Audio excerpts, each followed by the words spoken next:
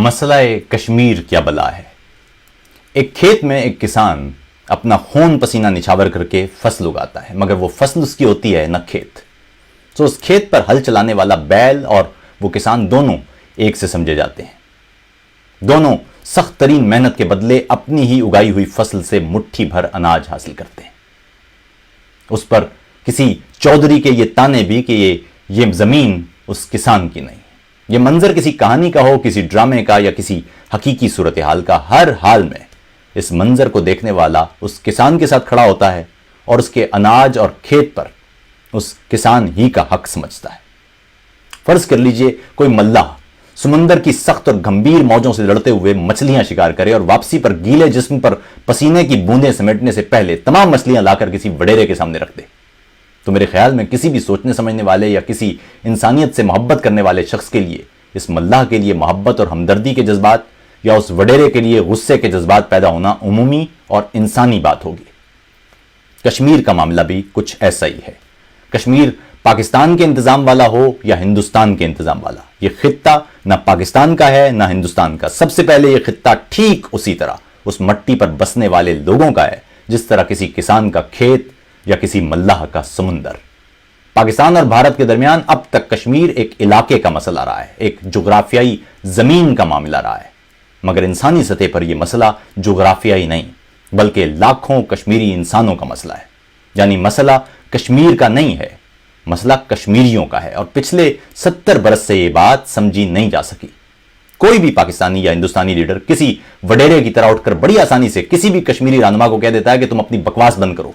یا تمہارا اس مسئلے سے کیا تعلق، یا یہ پاکستان اور بھارت کے درمیان کا مسئلہ ہے۔ اور یہی وہ سب سے بڑی غلطی اور انسانی رویہ ہے جو آج تک اس معاملے کے حل کی راہ میں سب سے بڑی رکاوٹ رہا ہے۔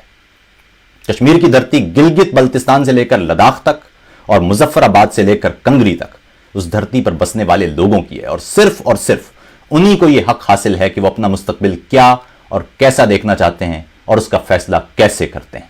کسی پاکستانی یا کسی ہندوستانی کو یہ حق حاصل نہیں ہے کہ وہ کشمیری قوم کے مستقبل کا فیصلہ کرے۔ پاکستان اور ہندوستان کے درمیان ایسا کوئی مذاکرہ کبھی کامیاب نہیں ہو سکتا، یا دونوں ممالک کے درمیان اس تنازع کا کبھی کوئی دیر پا حل سامنے نہیں آ سکتا جب تک اس تنازع کے اصل فریق یعنی کشمیری عوام اس بات چیت کا حصہ نہ ہو اور وہ خود یہ بات طے نہ کرے۔ یہ انتہائی تکلیف دہ بات ہے کہ پانیوں اور جھرنوں کی سرزمین جو ہندوستان اور پاکستان دونوں کو سیراب کرتی ہے،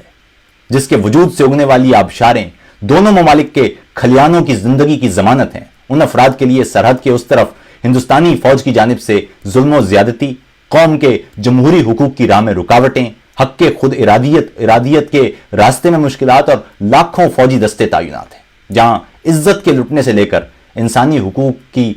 سنگین خلاف ورزیاں یا ماورائے آئین قتل عام تک جاری ہے، اور نئی دہلی حکومت اپنے اس رٹے رٹائے جملے سے الگ دکھائی نہیں دیتی کہ کشمیر بھارت کا اٹوٹ انگ ہے۔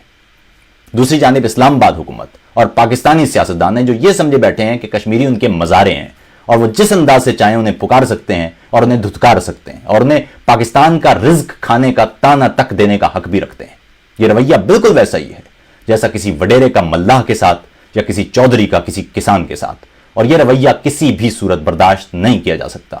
ہر سوچنے سمجھنے والے شخص کو کشمیری قوم کے اس حق کے لیے پوری طاقت سے آواز اٹھانا ہوگی۔ یہ تسلیم کرنا ہوگا کہ کشمیر کا خطہ، اس کے مستقبل کے فیصلے کا حق، سب کچھ صرف اور صرف کشمیری قوم کا خاصہ ہے، اسی کو حاصل ہے۔ وہی طے کریں گے کہ وہ کس انداز کا مستقبل چاہتے ہیں اور کس کے ساتھ چاہتے ہیں۔ میں بحیثیت پاکستانی یہ واضح کر دوں کہ اس قوم کے فیصلے کی تقریم میری نگاہ میں میری اپنی ہٹ دھرمی سے کہیں زیادہ اہم ہے۔ اگر کشمیری قوم، اور یہاں میں رنگ و نسل، مذہب اور فرقے سے بالا تر ہو کر کشمیری سرزمین کے بیٹوں اور بیٹیوں کا ذکر کر رہا ہوں جو اس زمین کے اصل وارث ہیں، یہ فیصلہ کرتے ہیں کہ وہ ہندوستان کے ساتھ ملیں گے یا وہ پاکستان کے ساتھ ملیں گے یا وہ ان دونوں میں سے کسی کا بھی حصہ نہیں بننا چاہیں گے، تو میں اسے دل سے قبول کروں گا، کیونکہ میری ذاتی پسند اور ناپسند کشمیری قوم کی امنگوں اور ان کے قومی فیصلے سے بالا ہرگز نہیں ہے۔